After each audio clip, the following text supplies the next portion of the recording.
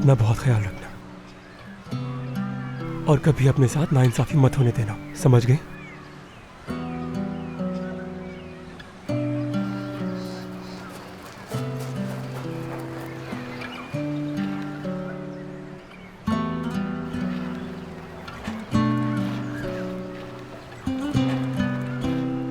तो चलो बच्चों, सब अपने ग्लास मुझे वापस दे दो। ये गिलास तो खाली है। दे दो मुझे।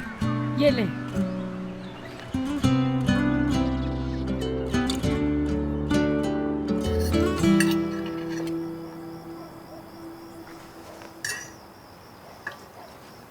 मेरी अम्मी मिलना नहीं चाहती आयशा की हालत की वजह से।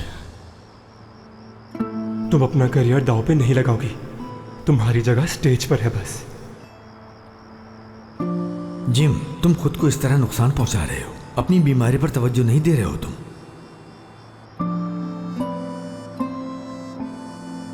सब लोग इतने खामोश क्यों हैं? ये तो सब खाना खा रहे हैं।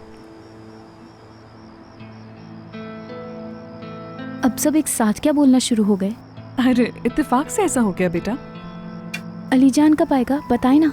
बेटी, क्या तुम्हें ये खाना पसंद नहीं आया? खाया क्यों नहीं?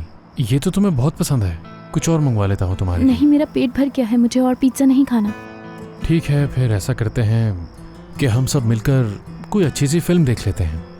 खाना खाने के बाद हम सब मिलकर कोई अच्छी सी फिल्म देख लेंगे। पापा आप बहुत अजीब बातें कर रहे हैं।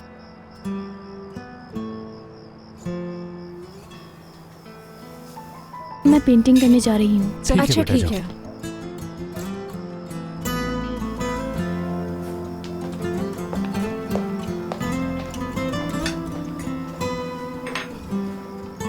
आयशा को लेकर मैं कितनी परेशान हूँ नहीं बता सकती।